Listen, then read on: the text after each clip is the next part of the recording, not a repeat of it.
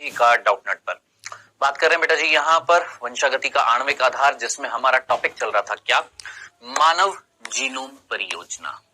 तो थोड़ा सा बताया था मैंने, पूरा आज कंप्लीट कर देते हैं क्या, मानव जीनोम परियोजना पढ़ेंगे, उससे संबंधित आएगा बेटा जी आपका क्विज। हाँ, ये बात कर रहे हैं किसकी, मानव जीनोम परियोजना।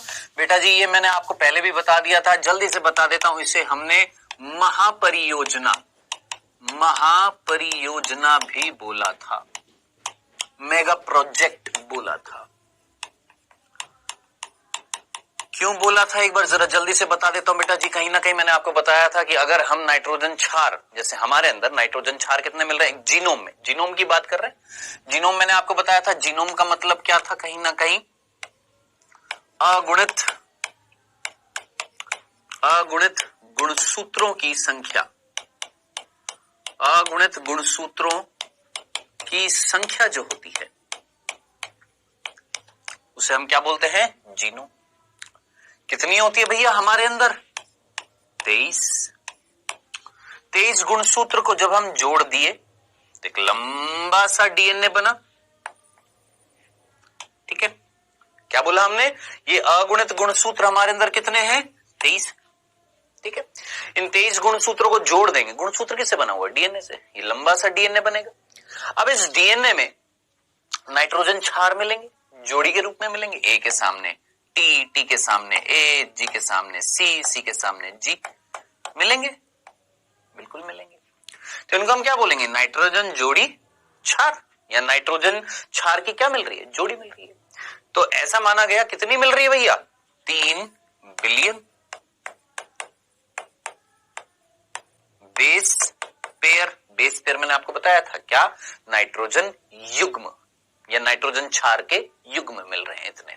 हमें एग्जैक्ट पता लगाने थे कितने मिल रहे हैं, सबसे पहला हमारा लक्ष्य ये था, ये पता लगाना। ठीक है, दूसरा हमारा ये लक्ष्य था कि भैया यहां पर जीन कितने मिल रहे हैं, जीन कितने मिल रहे हैं। ऐसा अनुमानित था लगभग 30,000 जीन, इस पूरे डीएनए में 30,000 जीन है। 30,000 है ना, मानना था, नहीं सॉरी 30,000 नहीं, 80,000 से 1,40,000, 30,000 तो मिले थे, कितना, 80,000 से 1,40,000 के बीच में क्या है, जीन्स मिल रहे हैं यहां पर, ऐसा मानना था। हमें इनका अनुक्रम पता लगाना था कि यहां पर कौन कौन सा किस तरीके से अनुक्रम मिलेगा। मतलब ये सारी चीजें मैं आपको ऑलरेडी बता चुका हूं, सब कुछ बता चुका हूं। अब आज हम क्या पढ़ने वाले हैं, जो हमारा टॉपिक रह गया था मानव जीनोम परियोजना में, वो हम देखने वाले हैं कि बेटा ये जो महापरियोजना है इसकी शुरुआत कब हुई थी, ये मैंने आपको बता दिया था। इसकी शुरुआत हुई थी कब, 1990 में। कब शुरुआत हुई थी, 1990 में इसकी क्या हुई थी, शुरुआत हुई थी। चलो सर ये भी समझ में आ गया, इसकी स्टार्टिंग जो हुई थी 1990 में हुई थी, यहां तक आपने बता दिया था। और ये भी बताया था 2003 में ये समाप्त हो गया था, है ना, लेकिन रुकना अभी, चलिए आगे चलते, ध्यान से सुनिएगा। ठीक है सर, ये सारी चीजें हमने देख ली थी, इसके लक्ष्य क्या था हमने ये देख लिया था, क्या सारे अनुक्रम पता लगाना, जीन्स पता लगाना, है ना, कुछ नैतिक मुद्दों पर विचार करना और कानूनी मुद्दों पर, सामाजिक मुद्दों पर विचार करना, ये सारी चीजें हम देख चुके थे। अब इसके बाद की जो चीजें हैं वो हम देखने वाले हैं इसमें मानव जीनोम परियोजना में। पिछले लेक्चर में हमने जो पढ़ना था हमने पढ़ लिया, अब उसके आगे क्या बच गया है सर वो देखते हैं। देखिए बात ये आ रही है कि ये जो मानव जीनोम परियोजना, जिसको हम इंग्लिश में क्या बोलते हैं, ह्यूमन जीनोम प्रोजेक्ट, शॉर्ट में क्या बोलते हैं, HGP। अब जिस बच्चे को यही नहीं पता HGP क्या है, बाबू पढ़ा करो रे, ह्यूमन जीनोम प्रोजेक्ट, मानव जीनोम परियोजना। और वो जो अभी तक नहीं जानते हैं जीनोम क्या होता है, कृपया करके पुराना लेक्चर देखिएगा तभी चीज समझ में आएंगी। ठीक है, हमने ये बोला मानव जीनोम परियोजना की शुरुआत जो हुई थी वो 1990 में हुई थी। किसने करी, किसने करी, तो ध्यान से सुनना, किसने करी इसकी स्टार्टिंग, इसका प्रारंभ किसने किया था, अमेरिका ने, अमेरिकी ऊर्जा विभाग ने, अमेरिकी ऊर्जा विभाग। अकेला अमेरिकी ऊर्जा विभाग नहीं, राष्ट्रीय स्वास्थ्य संस्थान, राष्ट्रीय स्वास्थ्य संस्थान, ये भी सम्मिलित था। अकेले ये दोनों नहीं थे, इनके साथ एक हम बोलेंगे एक और न्यास था या एक ऑर्गेनाइजेशन थी जिसका नाम था वेलकम न्यास। न्यास मतलब समिति, एक ऑर्गेनाइजेशन, लोगों का समूह, गवर्नमेंट ऑर्गेनाइजेशन, ठीक है। तो ये तीन थे जिन्होंने शुरुआत करी। अब देखो प्रभु, आप बोलेंगे बाकी क्यों नहीं थे? बहुत पैसा खर्च होने वाला था बेटा, बहुत पैसा।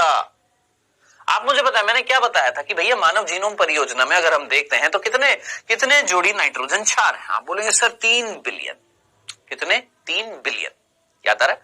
कितनी बुक छापनी पड़ जा रही थी, याद करिएगा। मैंने आपको बताया था कितनी, लगभग 3000 बुक छापनी पड़ जाएंगी, 3300 बुक छापनी पड़ जाएंगी। अब जरा सोचिए, एक जोड़ी नाइट्रोजन क्षार जो है ना, उसका पता लगाने के लिए तीन अमेरिकी डॉलर खर्च हो रहे हैं।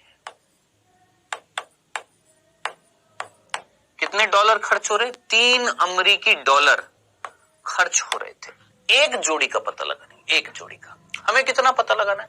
3 बिलियन। कितना हो जाएगा टोटल? सोचिए, एक जोड़ी नाइट्रोजन क्षार का पता लगाने के लिए $3 खर्च हो रहे हैं। आज की डेट में तो $3 भी लगभग कितना हो गया? 250 रुपए हो गया।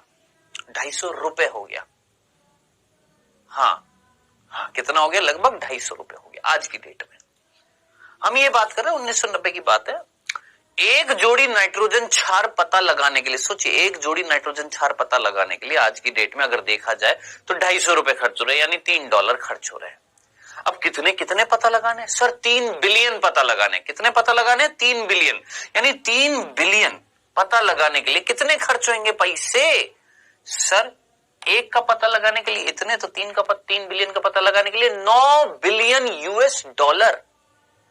9 बिलियन $। यानी हमारे जीनोम जो है, इस जीनोम का पता लगाने के लिए 9 बिलियन $। खर्च होंगे। अब प्रभु सोचो, 9 बिलियन $। समझ रहे हो कितना हो गया? 1 बिलियन यानी 100 करोड़ होता है। 9 बिलियन यानी 900 करोड़, और वो भी क्या? डॉलर। अरे मोरी अम्मा, डॉलर। अब इसको मैं अगर रुपए में देखूं आज की डेट में, तो ये हो जाएगा लगभग 80 रुपए का। अगर मैं $1 मान के चलूं, 7200 करोड़ रुपए आज की डेट में अगर मैं देखता हूं। 80 रुपए अगर मैं मानकर चल लूं, ये वेरिएबल है, रोज बदलता रहता है, 75 से 80 के बीच में उथल पुथल मचाता रहता है। अभी के लिए सिर्फ इतना सा, आज की डेट में अगर मैं देखूं, क्या पूरे मानव जीनोम का पता लगाने के लिए तो कितने पैसे खर्च हो जाएंगे? 7200 करोड़ रुपए खर्च हो जाएंगे आज की डेट में। सोचो, अरे मेरी जेब में क्या, मेरे पास नहीं है 1 करोड़ रुपए, 7200 करोड़ खर्च होंगे। 7200 करोड़, समझ में आया? अब 7200 करोड़ रुपए खर्च करने हैं तो कई देश तो आगे आए नहीं, है ना। तो अमेरिका उस समय बहुत ही प्रगतिशील देश था। उसने बोला भाई मैं करूंगा, कोई आए या ना आए। तो उस टाइम पर अमेरिकी ऊर्जा विभाग, राष्ट्रीय स्वास्थ्य संस्थान और वेलकम न्यास, ये यूके का है। एनजीओ नाम सुना ना, एनजीओ, उस तरीके का एक एनजीओ है वेलकम न्यास, ठीक है। उसने, इन दोनों ने ये स्टार्ट किया।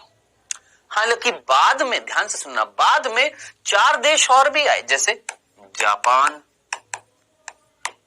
भी सम्मिलित हुआ, फ्रांस है जी, और हमारा जर्मनी, और इससे तो मुझे खासी नफरत है, ठीक है। ये भी सम्मिलित हुए थे किसमें? इस मानव जीनोम प्रोजेक्ट का पता लगाने के लिए, या इस प्रोजेक्ट में सम्मिलित हुए थे। ठीक है, तो ये चीजें याद रखनी है बेटा जी, भूलना नहीं है, एक एक बिंदु आपने याद रखना है। ठीक है, सिंपल सा था, याद रखिएगा। अब इन्होंने ये क्या कहा, इन्होंने ध्यान से सुनिए, इन्होंने बोला कि भैया ये जो मानव जीनोम परियोजना जो है ये 13 साल तक चलेगी, हम 13 साल में कंप्लीट कर देंगे मानव जीनोम परियोजना। कितने साल में? 13 साल में। स्टार्ट कब हुई? 1990 में। 13 साल लगेंगे, यानी 2003 में कंप्लीट हो जानी चाहिए, ऐसा इन्होंने बोला और करके भी दिखाया। लेकिन एक गुणसूत्र था जो रह गया था, जिसका पूरा अवलोकन नहीं हो पाया था, यानी 2003 तक इन्होंने बोला हम पूरा कर देंगे, लेकिन वो वास्तव में पूरा नहीं हुआ था। ध्यान से सुनना, हम ये बोलते हैं क्या कि ह्यूमन जीनोम प्रोजेक्ट की शुरुआत कब हुई थी? 1990 में। कंप्लीट कब हुआ? 2003 में नहीं। ह्यूमन जीनोम प्रोजेक्ट शुरुआत कब हुई? 1990 में। इन समितियों ने, इन देशों ने, इन्होंने बोला 13 साल लगेंगे भाई, 13 साल लगे। 13 साल में जाकर 99.9% ह्यूमन जीनोम का अवलोकन हो गया, जीन्स के बारे में पता लग गया, अनुक्रम के बारे में पता लग गया, जीनोम का अवलोकन पूरा का पूरा हो गया, सिवाय एक गुणसूत्र। कौन सा? क्रोमोसोम फर्स्ट, गुणसूत्र पहला, जिसकी संपूर्ण जानकारी, जिसका पूर्ण अवलोकन कंप्लीट हुआ था 2006 मई में। तो ऐसा बोल सकते हैं कि हमारा मानव जीनोम परियोजना एक्चुअली कंप्लीट कब हुआ था? 2006 में। लेकिन इन्होंने टारगेट दिया कि हम करके दिखा देंगे 2003 में, लेकिन 2003 में पूरा नहीं हो पाया था। 2006 में जाकर एक तरीके से पूरा हुआ था, जब गुणसूत्र पहला जो था उसका पूर्ण निरीक्षण करके, पूर्ण एनालिसिस करके सारी जानकारियां हमने जुटा ली थी। दनादन टन, क्लियर है? चले आगे। अब आगे चलते हैं। सर ये सारी चीजें समझ में आ गई हैं, ठीक है। अब आगे चलते हैं, किया कैसे, किया कैसे, मेथड क्या था, किया कैसे। सर ये तो समझ में आ गया, करना, ये तो समझ में आ गया कि ये है क्या, ये भी समझ में आ गया कौन कर रहा है, किसने किया, ये भी समझ में आ गया कि उद्देश्य क्या था। अब ये समझना है किया कैसे है, किया कैसे। आइए ध्यान से सुनते हैं इन्होंने किया कैसे। देखिए मेथड जो था ना बेटा जी, इनका मेथड जो था ना, किस चीज का? इनका काय का? मानव जीनोम परियोजना में जीनोम पता लगाना।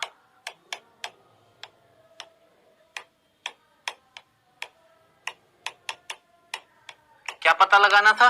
जीनोम पता लगाना था। जीनोम यानी 23 गुणसूत्रों का अध्ययन करना था। आप बोलेंगे सर जीनोम यानी 23 गुणसूत्रों का अध्ययन। अब देखो एक और चीज यहां पर पते की बात आएगी, क्या 23 गुणसूत्र नहीं, कितने? 24। आप बोलेंगे सर आपने तो 23 बोला था, आपने तो 23 बोला था। हाँ सुनो, देखो मेरे अंदर, ध्यान से सुनना, मेरे अंदर, और एक स्त्री की मैं बात करूं, मेरे अंदर 46 गुणसूत्र है और एक लड़की में भी 46 है, ठीक है।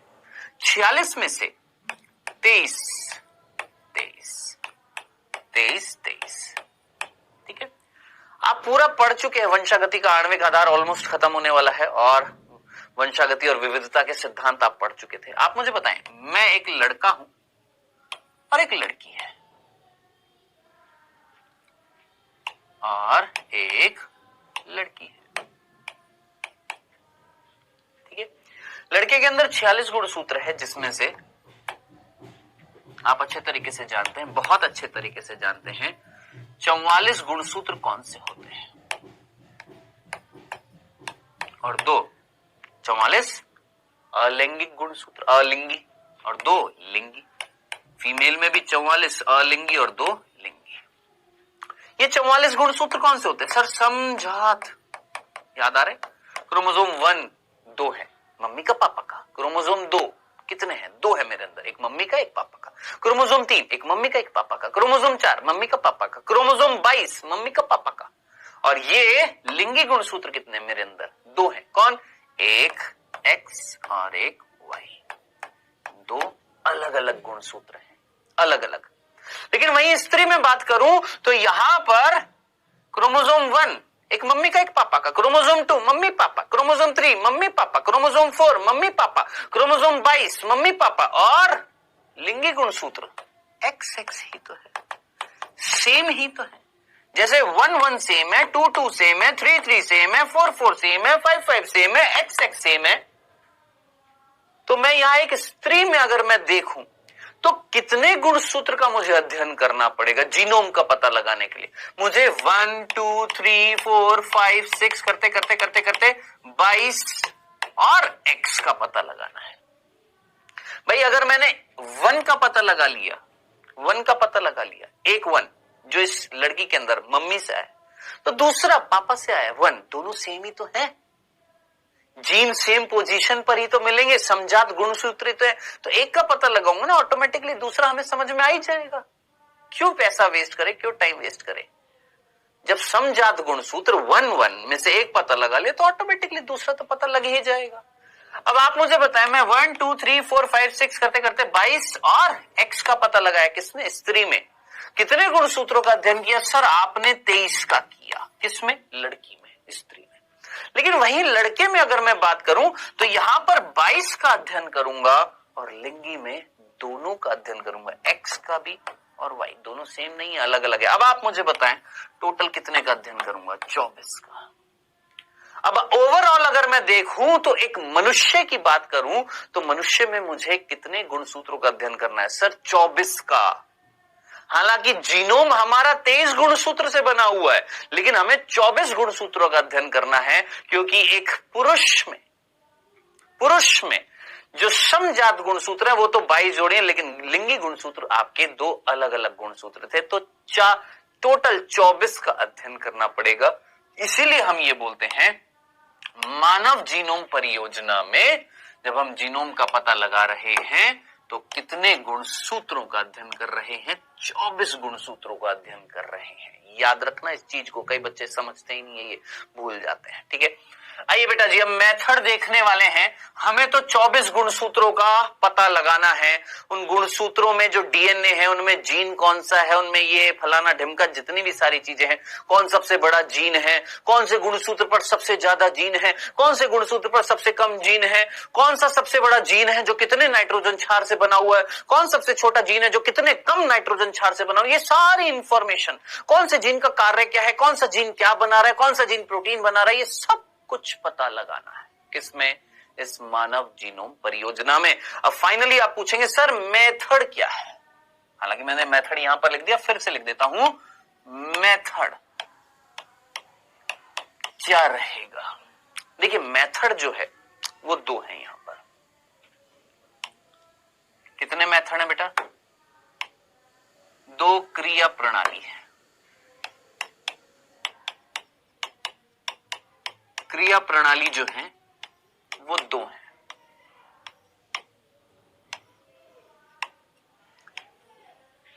दो क्रिया प्रणाली है बाबू, ध्यान से सुनिएगा फटाफट। एक है व्यक्त, ध्यान से सुनिएगा, अनुक्रम घुंडी, याद रखना, व्यक्त अनुक्रम घुंडी। ठीक है, जिसको हम अंग्रेजी में बोलते हैं एक्सप्रेस्ड सीक्वेंस टैग। बाबू भैया ध्यान से सुनिएगा, नीट 2020 का ये प्रश्न पूछा गया है, ये क्या होती है, जिसको हम शॉर्ट में बोलते हैं EST।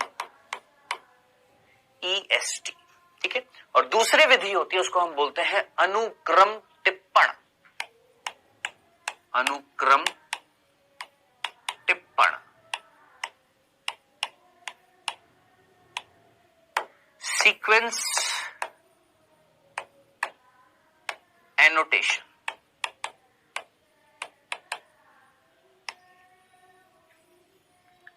Sequence annotation, express sequence tag.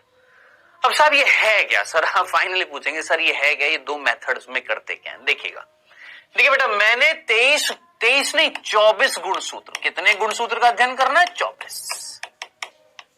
Chromosome 1 2 3 4 5 6 7 8 9 10 11 12 13 14 15 16 17 18 19 20 21 22 23 नहीं, x 22 फिर x और y, यानी कितने गुणसूत्र? 24 गुणसूत्र। कौन से? 22 तो हमारे कौन से? अलिंगी x और y। इन टोटल 24 गुणसूत्रों का अध्ययन करना है प्रभु, सीधा सीधा शब्दों में बोल दिया। ठीक है, अब देखिए ये जो 24 गुणसूत्र है, ये जो 24 गुणसूत्र है, मान लो इन 24 गुणसूत्र के डीएनए को हमने जोड़ दिया। अब जो अगली लाइन में बोलने वाला हूं ना, इसको गौर से सुनना बेटा, नहीं तो नहीं समझ में आएगी। ये 24 गुणसूत्रों की जो डीएनए थे बेटा, मैंने उन डीएनए को क्या कर दिया है? जोड़ दिया है। इमेजिन करना, जोड़ दिया है। ठीक है, अब जो अगली लाइन में बोलने वाला हूं ध्यान से सुनिएगा। हमारा ये क्या है? पूरा जीनोम है, पूरा जीनोम है। सोचो मैंने क्या किया? ये 24 गुणसूत्रों के डीएनए को जोड़ दिया, सारा डीएनए। भाई 24 गुणसूत्रों का जो डीएनए था सारा का सारा जोड़ दिया। ये क्या है? पूरा का पूरा डीएनए क्या है? पूरा जीनोम ही तो है। बस इतनी सी बात समझ में आ गई? क्लियर है? चलो आगे। अब ये जो पूरा जीनोम है ना, ध्यान से सुनना, इस पूरे जीनोम में से 2% से कम भाग,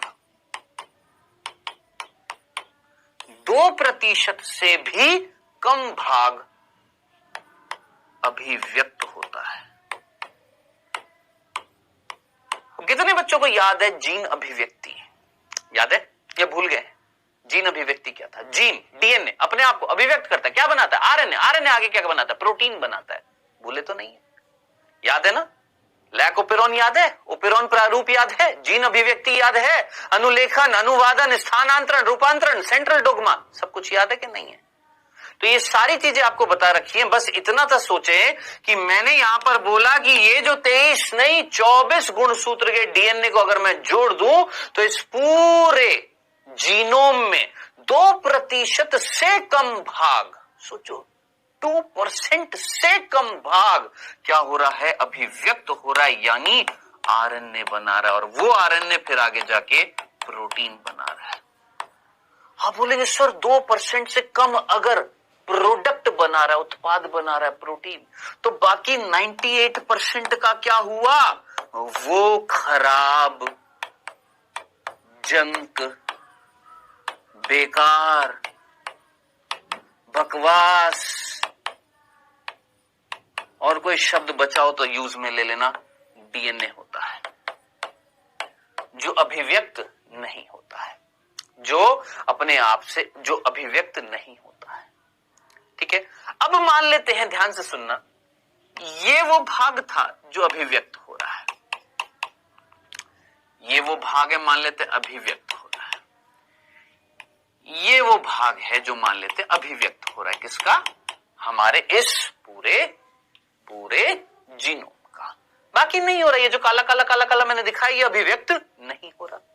ठीक है, अब ध्यान से सुनना, ये भाग जो है, ये जो मैंने दिखाया बेटा जी ध्यान से सुनना, ये अभिव्यक्त हो रहा है यानी उत्पाद बना रहा है, बाकी जो है अभिव्यक्त नहीं होता है। अब जो बाकी अभिव्यक्त नहीं होता ना, वो जो 98% या उससे ज्यादा बोलूंगा जो अभिव्यक्त नहीं हो रहा है, ठीक है, इस भाग को जो अभिव्यक्त नहीं होता है इसको हम बोलते हैं पुनरावर्तित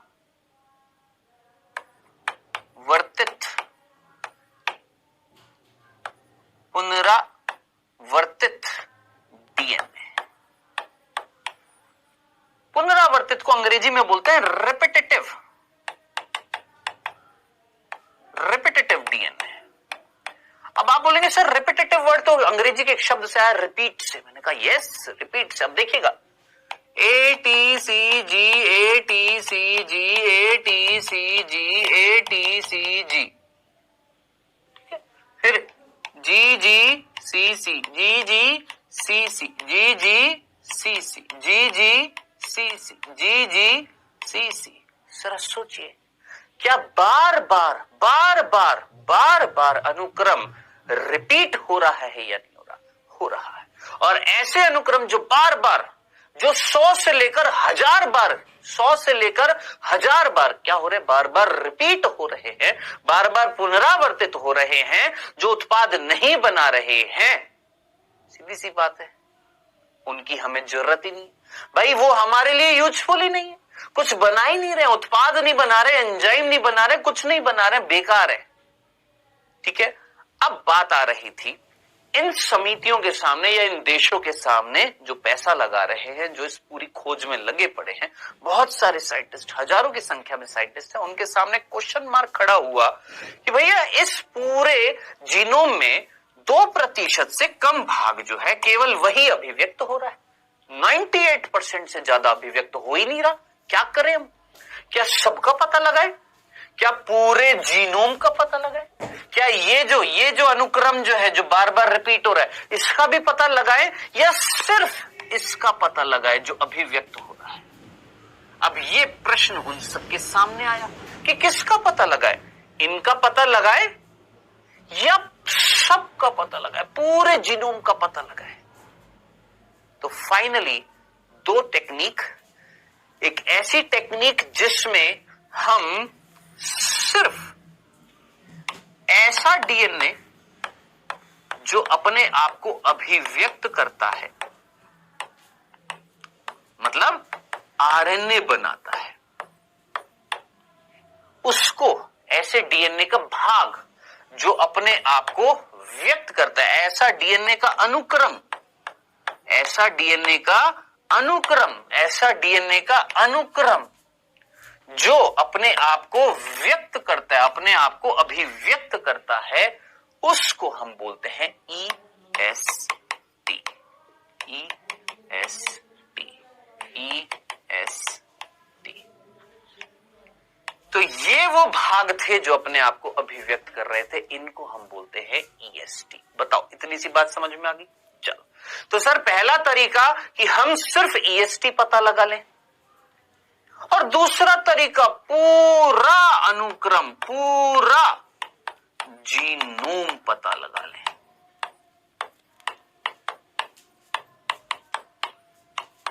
या तो सिर्फ इसका पता लगाएं जो अभिव्यक्त हो रहा है, या ये पूरा जीनोम पता लगा ले। अगर पूरा जीनोम पता लगाएंगे तो उसे हम बोलते हैं अनुक्रम टिप्पण, सीक्वेंस एनोटेशन।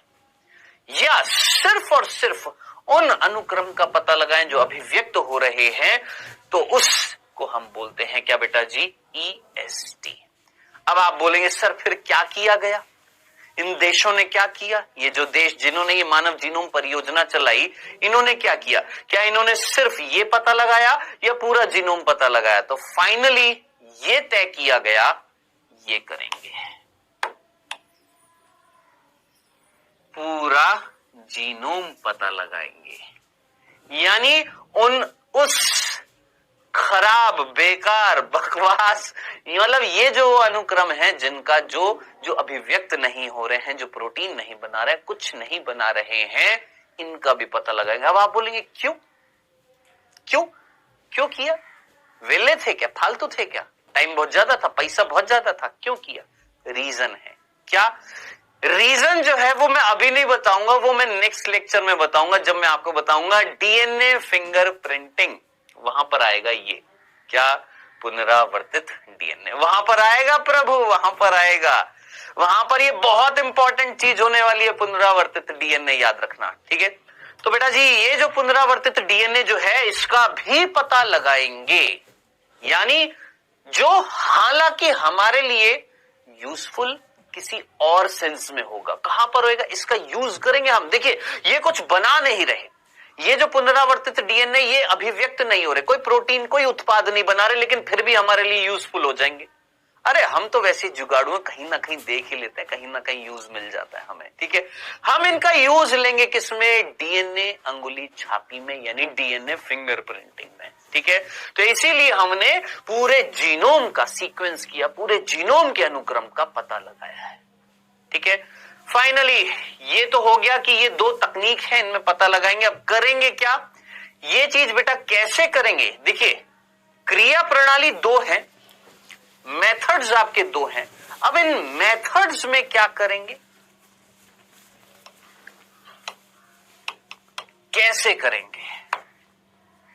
अब प्रश्न आ रहा है, ये जो दो क्रिया प्रणाली थी, ये जो दो क्रिया प्रणाली मैंने आपको बताई, ये दो प्रकार की क्रिया प्रणाली, दो प्रकार के मेथड है। अब ये मेथड में काम कैसे करें? ये जो दो क्रिया प्रणाली मैंने आपको बताई, ये दो प्रकार की क्रिया प्रणाली, दो प्रकार के मेथड है। अब ये मेथड में काम कैसे करेंगे? क्रिया प्रणाली कैसे होगी? अब ये ना बेटा ध्यान से सुनना, ये हमारे बुक में नहीं दे रखा कैसे करेंगे, बस इतना सा थोड़ा सा हल्का सा बता रखा है। क्या किया गया था वो मैं आपको बता देता हूं कि हमारा जो 24 गुण सूत्र है ना, 24 गुण सूत्र है, यानी हमारा जो जीनोम जो है, ध्यान से देखिएगा, ये हमारा 24 गुण सूत्र का जो जीनोम था, ठीक है, इस जीनोम के सबसे पहले हम करेंगे टुकड़े।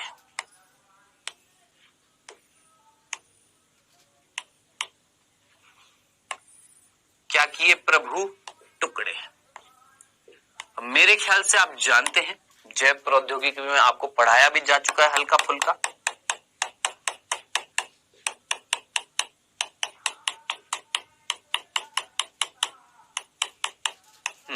अब बवाल नहीं कटेगा जैव प्रौद्योगिकी में, ध्यान से सुनिएगा।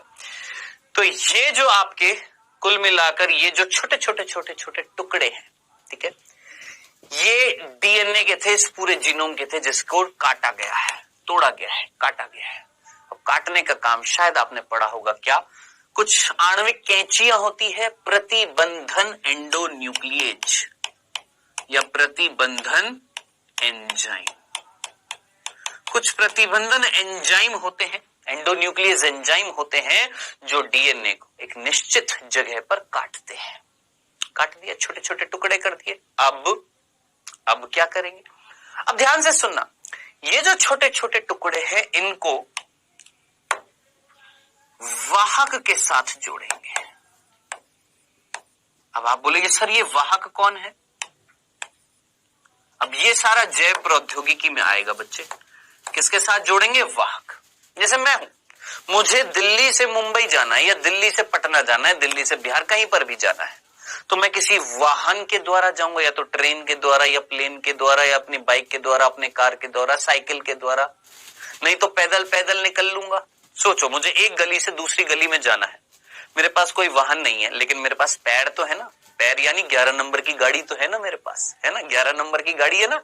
तो जरा सोचिए, कहीं ना कहीं एक जगह से दूसरी जगह ले जाने में कोई ना कोई वाहन चाहिए।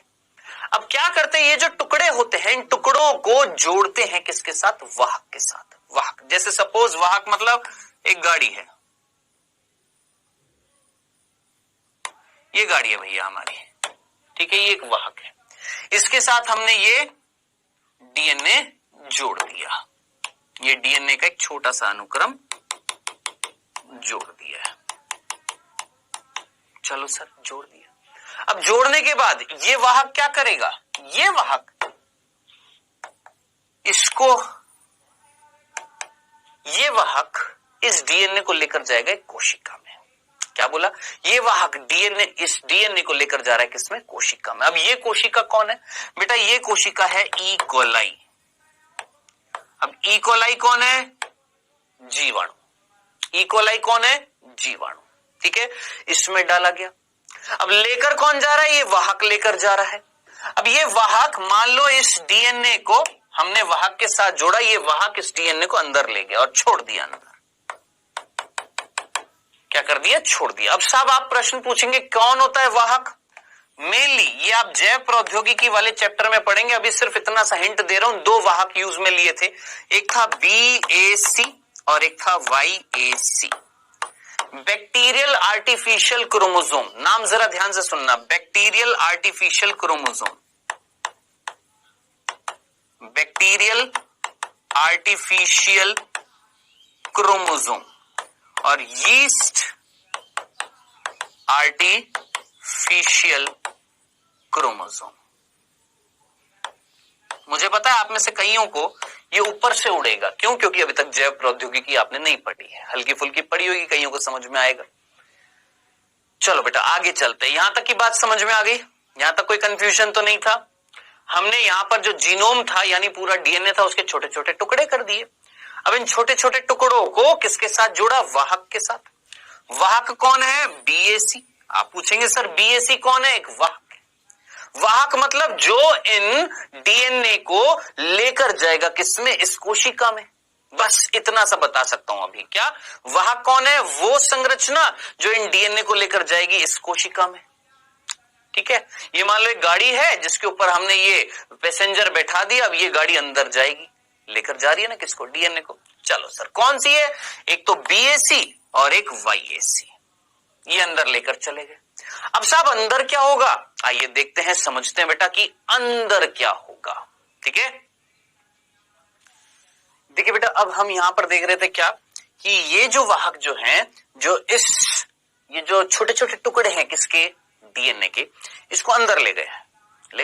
अब अंदर जाकर इसका क्या होगा? बात ये आ रही है कि इसका अंदर जाकर क्या होगा। आइए देखते हैं इसका अंदर जाकर क्या होता है। देखिए बेटा जी यहां पर ध्यान से सुनिएगा। देखिए ये डीएनए जब अंदर चला जाता है, अब ये डीएनए अंदर ही अंदर जाकर क्या बनाता है? इस डीएनए की बहुत सारी क्या बनती है? कॉपी बनती है। यानी ये बहुत सारी क्या बन जाती है? कॉपी बन जाती है।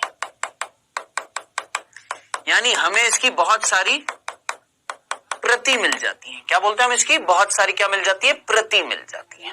अब ये चीज आप जैव प्रौद्योगिकी में पढ़ोगे, आप ये मत सोचना कि ये सर कैसे हो रहा है, ये कैसे हो रहा है, किस तरीके से हो रहा है। ये सारा आपको बायोटेक्नोलॉजी में पढ़ाया जाएगा। क्या कि जो भी डीएनए जिसकी मुझे बहुत सारी कॉपी बनवानी है, बहुत सारी कॉपीज बनवानी है, तो हम क्या करते हैं? उसको एक वाहक के साथ जोड़ते हैं। यहां पर जो वाहक है उसका नाम याद रखना, बीएसी या वाईएसी।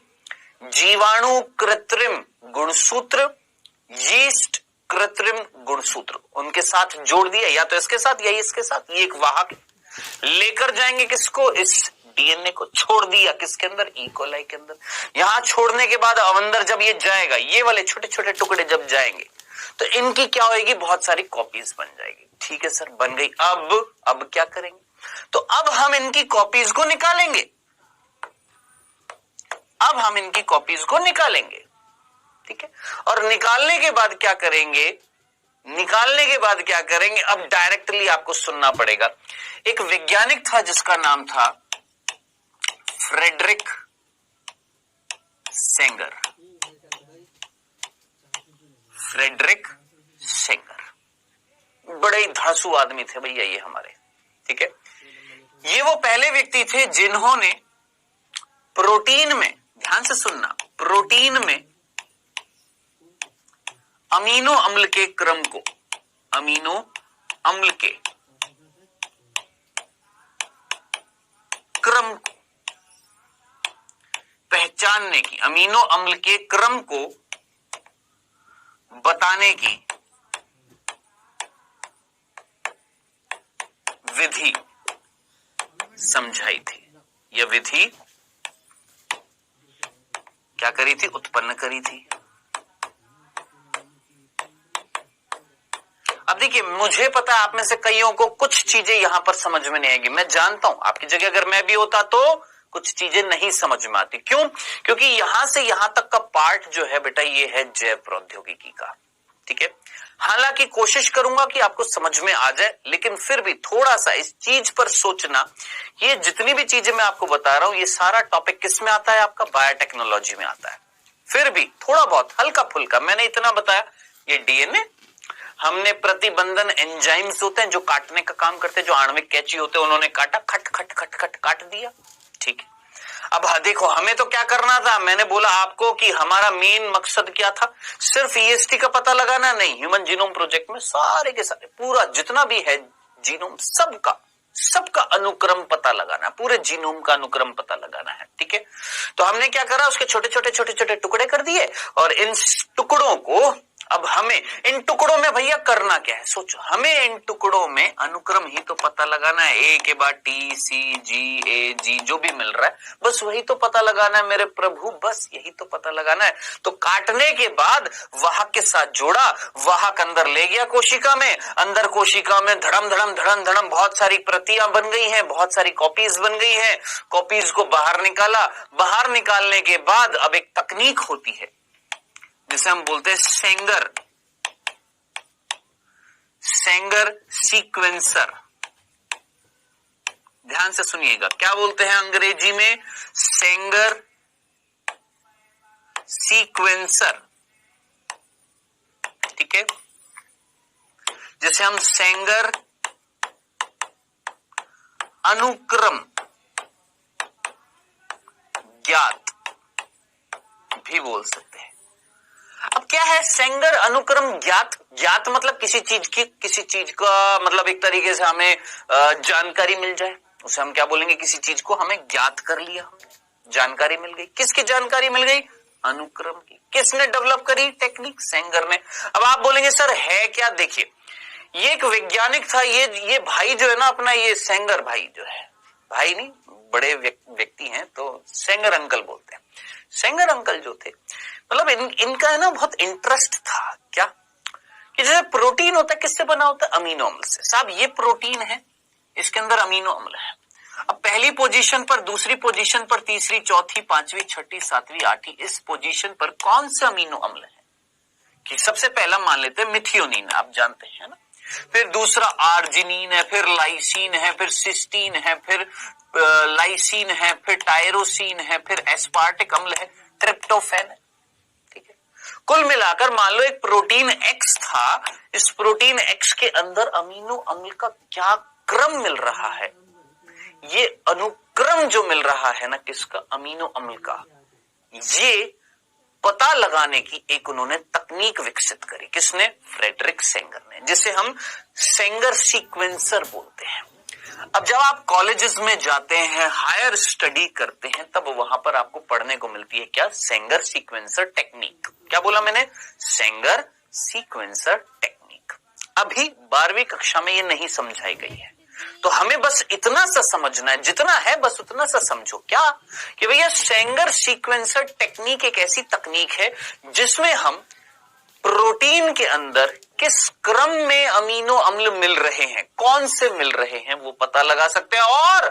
और साथ ही साथ डीएनए में, ध्यान से सुनना, साथ ही साथ डीएनए में कि जो आपके क्या मिल रहे हैं, नाइट्रोजन क्षार किस क्रम में मिल रहे हैं, ए के बाद टी मिल रहा है कि जी मिल रहा है कि सी मिल रहा है कि सी के बाद जी मिल रहा है कि ए मिल रहा है कि सी मिल रहा है कि टी मिल रहा है, ये डीएनए में अनुक्रम भी इसी तकनीक से पता लगाया जाता है, ज्ञात किया जाता है। किसको? अनुक्रम को। क्या किया जाता है? ज्ञात किया जाता है। किसको? अनुक्रम को। इसलिए हमने इसको बोला सेंगर सीक्वेंसर टेक्निक। अब कैसे करते हैं, किस तरीके से करते हैं, वो नहीं है प्रभु हमारे कोर्स में, सच्ची ये नहीं है हमारे कोर्स में कैसे करते हैं। लेकिन हाँ इतना है कि सेंगर वो वैज्ञानिक जिसने एक ऐसी तकनीक की खोज करी जिसमें हम डीएनए में क्या अनुक्रम मिल रहा है वो पता लगा सकते हैं। तो बाबू अब आप मुझे बताओ कि हमने बहुत सारे क्या बना लिए? डीएनए के टुकड़े बना लिए। एक एक टुकड़े का हम अध्ययन कर रहे हैं, कहीं गलती ना हो जाए, तो एक एक टुकड़ा ले लिया, चीजें वही है, कॉपी तो है ना, एक एक का अध्ययन कर लिया, करते जा रहे हैं, देखते जा रहे हैं, सब कुछ सही आ रहा है, यानी इसमें भी सेम अनुक्रम है, इसमें भी सेम, यानी एक दूसरे की कॉपी तो है, यानी हमारा रिजल्ट क्या रहा? सेम रहा। हमें अनुक्रम के बारे में पता लग गया, बस यही तो करना था, हमें तो अनुक्रम पता ही तो लगाना था, खत्म। तो इस तरीके से हम क्या करते हैं? अनुक्रम का पता लगाते हैं, ठीक है। अब देखिए ये चीजें कुछ अधूरी हैं, अधूरी इस वजह से क्योंकि आपके मन में प्रश्न आएगा, सर कैसे किया, तो बेटा ये यहां पर अधूरापन लगेगा आपको। मैं मानता हूं आपकी जगह अगर मैं भी होता तो मेरे मन में प्रश्न आते, सर इस टेक्निक में करा क्या होगा। जिज्ञासा बहुत होती है हमारी जानने की, किसमें? बायो में। लेकिन अपनी जिज्ञासा को थोड़ा सीमित करना पड़ेगा, अपनी कक्षा के अनुसार पढ़ना पड़ेगा। समझ में आया? अब मैं आपको मान लो क्या बीएससी एमएससी की चीज यहां पर अगर पढ़ाने लग गया तो 12वीं कक्षा में हो तो प्रभु एमएससी थोड़ा ना कर रहे हो, ठीक है। अपने कोर्स के हिसाब से, अपनी कक्षा के हिसाब से पढ़ो, जितना है उतना पढ़ो, उतना सफिशिएंट है, ठीक है। चलिए जी, यहां तक की चीज समझ में आ गई। अब फाइनल सी बात करते हैं कि सर इस सेंगर सीक्वेंसर तकनीक से हमने अनुक्रम पता लगा लिया, कई सारी चीजें पता लगा ली, फाइनली क्या निष्कर्ष निकला, फाइनली रिजल्ट क्या निकला, निष्कर्ष क्या निकला सर, क्या रिजल्ट निकला हमारा। आइए, हमें क्या क्या चीजें मिली। बहुत सारी चीजें मिली है, थोड़ी सी बताऊंगा, आज ज्यादा नहीं बताऊंगा क्योंकि बहुत सारी चीजें समझानी है। क्या सबसे पहला 3164.7 मिलियन 3164.7 मिलियन नाइट्रोजन क्षार युग्म पता लगे। अब वो बच्चे जो एनसीईआरटी उठाकर पढ़ेंगे, हमारी एनसीईआरटी में कई जगह बहुत ब्लंडर, बहुत भारी, बहुत ही गंदी वाली मिस्टेक्स है, सच्ची कह रहा हूं। यही चीज आप एक बार हिंदी मीडियम की बुक में देखिएगा एनसीईआरटी की, और यही चीज आप एक बार इंग्लिश मीडियम में देखिएगा, आपको क्या गलती नजर आएगी। पता है हमारी हिंदी मीडियम की बुक में क्या लिखा हुआ है? 3164.7 करोड़ लिखा हुआ है। ये लिखा हुआ है जो सरासर गलत है। अरे बुद्धू, थोड़ा सा सोचो। हिंदी मीडियम वालों जिन्होंने ये बुक छापी एनसीईआरटी, थोड़ा सा लिख कर तो छापते, देख कर तो छापते, गलती कर रखी है। 3164.7 करोड़ और 3164.7 मिलियन में दिन रात का अंतर है। मिलियन क्या होता है? 10 लाख होता है, और 10 लाख क्या करोड़ होता है क्या?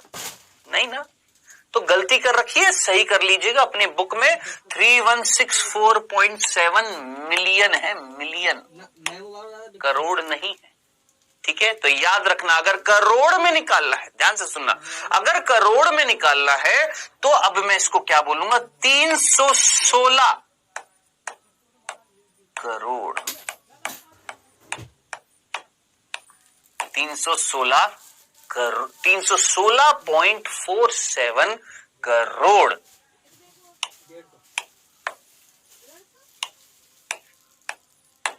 अब है करोड़, अब होएगा सही। और जिनको अभी भी समझ में नहीं आया, मैंने आपको क्या बोला था? 3 बिलियन बोला था, और 3 बिलियन का मतलब कितना था? 300 करोड़ बोला था। बिलियन इज इक्वल टू 10 की घात 9 बोला था ना। सोचो, कर दी ना गलती। यहां पर ये गलत दे रखा है, सही कर लीजिएगा बेटा जी। ये खुद थोड़ा सा कॉमन सेंस लगाओ। 3 बिलियन का मतलब कितना होता है? 300 करोड़। हमने यही तो बोला था, हमारे कितने नाइट्रोजन युग्म क्षार है? 3 बिलियन, यानी 300 करोड़। 1 बिलियन 10 की घात 9, इसको हम कैसे लिख सकते हैं? 300 इंटू 10 की घात 7। 10 की घात 7 क्या होता है? करोड़। तो 300 करोड़। लेकिन यहां पर कितना दे रखा? 3000 करोड़ बता रखा है। अरे बंधु, कर रखी गलती एनसीईआरटी में, सही कर लेना बेटा। 316। देखिए हमने कितना सोचा था? लगभग 300 करोड़ सोचा था। एग्जैक्टली हमें इस परियोजना में कितना मिला? 300 नहीं मिला, 316.47 करोड़ क्या मिले थे बेटा जी? नाइट्रोजन क्षार युग्म मिले थे। ये पहला बिंदु था, निष्कर्ष था, ये हमें पता लगा, ठीक है। दूसरा बिंदु, दूसरा रिजल्ट क्या पता लगा बेटा? ध्यान से सुनिएगा। सबसे बड़ा जीन, अच्छा और क्या पता लगा? कितने जीन मिल रहे हैं? लगभग 30,000 जीन के बारे में पता लगा।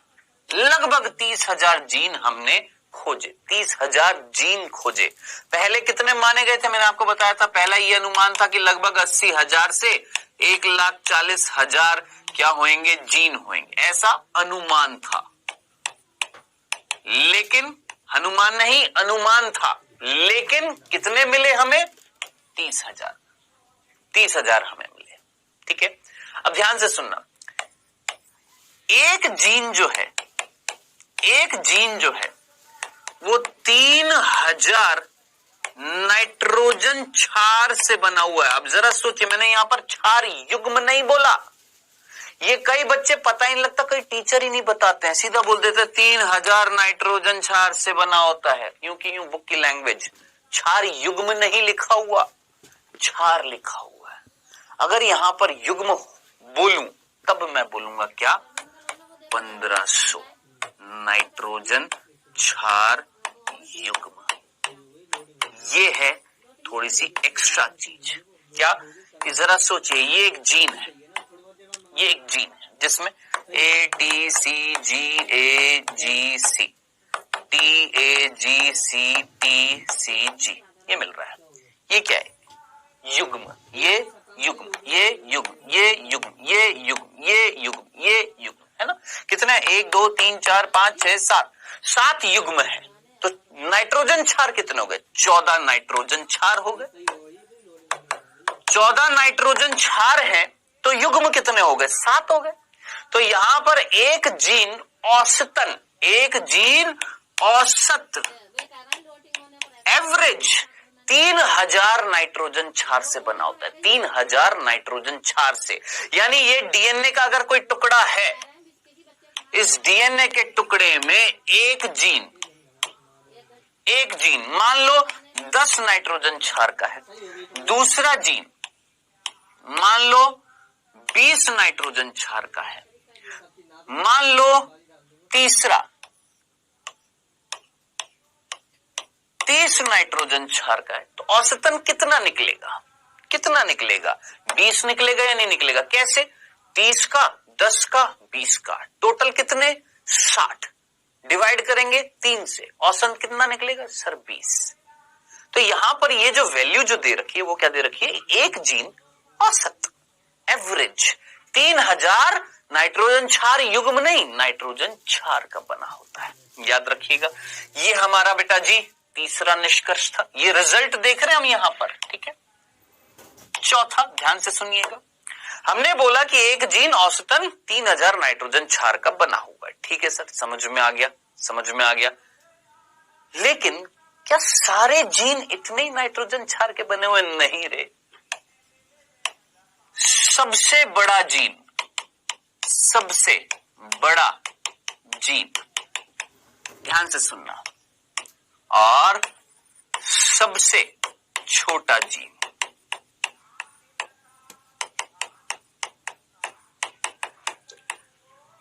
सबसे बड़ा जो जीन है उसका नाम है, ध्यान से सुनना, डिस्ट्रोफिन, और सबसे छोटा जो जीन है उसका नाम है SRY जीन। सबसे बड़ा जीन कौन सा, डिस्ट्रोफिन, जो ये भी गलत दे रखा है, सही कर लीजिएगा आपकी एनसीईआरटी में, 2.4 मिलियन क्षार से बना होता है, नाइट्रोजन क्षार से बना होता है, क्षार युग्म नहीं, क्षार से बना होता है। 2.4 मिलियन का मतलब 24 लाख, और हमारी उसमें कितना दे रखा है, 2.4 करोड़ दे रखा है, यानी 2.4 करोड़ दे रखा है, 2.4 करोड़। गलती कर रखी है प्रभु, सही कर लेना, ठीक है। हाँ जी, 2.4 मिलियन यानी 24 लाख, और 2.4 करोड़ का मतलब आप में से कई जान गए होंगे, 2.4 इंटू 10 की घात 7.024, 2 करोड़ 40 लाख हो जाएगा, 2 करोड़ 40 लाख हो जाएगा, जो गलत दे रखा है, ठीक है। तो बेटा जी सही कर लीजिएगा, और विश्वास ना हो तो एक बार ना अंग्रेजी की एनसीईआरटी देख लेना एक बार, उसमें सही मिल जाएगा आपको। वो गलती है इसलिए मैंने आपको बोल दिया है, कृपया करके देख लेना। वास्तव में गलती अगर आपकी बुक में 2.4 करोड़ दे रखा है उसको सही कर लीजिएगा, 2.4 मिलियन है। फिर बोल रहा हूं 2.4 मिलियन है यानी 24 लाख है, यानी एक ऐसा जीन जो 24 लाख नाइट्रोजन क्षार से बना हुआ है, और एक ऐसा जीन जो मात्र 14 नाइट्रोजन क्षार से बना हुआ है। खुद अंतर देख रहे हो। जीन क्या था? डीएनए का एक छोटा सा भाग। जीन किससे बना हुआ है? डीएनए का एक छोटा सा भाग, जिसमें क्या मिलेंगे? नाइट्रोजन क्षार मिलेंगे। हमने बोला सबसे छोटा जीन कौन सा है? एसआरवाई जीन, जिसमें 14 नाइट्रोजन क्षार। सबसे बड़ा कौन सा? डिस्ट्रोफिन, जिसमें 24 लाख नाइट्रोजन क्षार। अब जरा सोचिए, इसमें सबसे ज्यादा नाइट्रोजन क्षार, इसमें सबसे कम नाइट्रोजन क्षार। हमने औसतन बताया कि एक जीन 3000 नाइट्रोजन क्षार से बना हुआ है। औसत निकाला है, औसत। इतना तो थोड़ी सी तो गणित आती चाहिए, औसत का मतलब समझ में आ गया होगा। चलिए आगे चलते हैं। और सुनिए, ये जो सबसे बड़ा जीन है ये किस पर मिल रहा है? सर ये गुणसूत्र फर्स्ट पर मिलता है। गुणसूत्र फर्स्ट पर मिलता है, याद रखना। और ये सबसे छोटा किस पर मिलता है? सर ये गुणसूत्र वाई पर मिलता है, याद रखना, भूल मत जाना। सबसे बड़ा जीन किस पर मिलता है? गुणसूत्र पहले पर। सबसे छोटा किस पर मिलता है? गुणसूत्र वाई पर, जो लड़कों में होता है, हमारे अंदर होता है, उसमें सबसे छोटा जीन होता है। ठीक है, अब गुणसूत्र वाई पर सबसे छोटा जीन है और गुणसूत्र वाई पर सबसे कम जीन है। देखो इसी के साथ सबसे कम जीन भी, देखो सबसे कम जीन भी किस पे है? वाई पे। और जिनमें से सबसे छोटा जीन भी मिल रहा है, कौन सा? एसआरवाई। आप बोल रहे सबसे कम जीन है, कितने जीन है? मात्र 231। अब जरा सोचिए, सबसे बड़ा जीन इस पर है और सबसे ज्यादा जीन भी इसी पर है। सबसे ज्यादा जीन भी इसी पर ही है। कितने? 2968। 2968, भूल मत जाना। 2968 क्या मिल रहे हैं? जीन, गुणसूत्र पहले पर, जिसमें से इन 2968 में से एक जीन कौन सा? डिस्ट्रोफिन, सबसे बड़ा है, 24 लाख नाइट्रोजन क्षार से बना हुआ है। गुणसूत्र वाई लड़कों में जो होता है, जो एक लड़का लड़की से कैसे अलग होता है? अगर गुणसूत्र वाई मिलेगा तो लड़का, नहीं मिलेगा तो लड़की, यही होता है ना। तो लिंग निर्धारण कौन करता है? वाई ना। तो वाई गुणसूत्र पर सबसे कम जीन है, कितने? 231, जिसमें से एक जीन था जिसका नाम था एसआरवाई, जो सबसे छोटा जीन है, जो मात्र 14 नाइट्रोजन क्षार से बना हुआ है। ये कुछ इंफॉर्मेशन थी, ठीक है, टेंशन मत लेना। ये जो रिजल्ट जो है अभी मैंने पूरा नहीं बताया, बस थोड़ी थोड़ी इंफॉर्मेशन बताई है। अभी रह रहा है ये मानव जीनोम परियोजना मात्र 1% रह रहा है। मानव जीनोम परियोजना, जिसको हम नेक्स्ट लेक्चर में क्या करेंगे बेटा? कंप्लीट करेंगे। मात्र बिंदु रह रहा है, 2-3 बिंदु रह रहे हैं बस। ठीक है, जरूरी है, थोड़ा सा उनमें टाइम लगेगा। अभी समय हुआ बेटा जी आपके क्विज का। बच्चों पहला प्रश्न आपकी स्क्रीन पर आता हुआ फर्स्ट। सबसे ज्यादा जीन किस गुणसूत्र में मिलते हैं? सबसे ज्यादा जीन किस गुणसूत्र में मिलते हैं? पहले पे, दूसरे पे, वाई पे, एक्स पे? जल्दी से आंसर बताइएगा फटाफट। सबसे ज्यादा किस पर मिल रहे थे?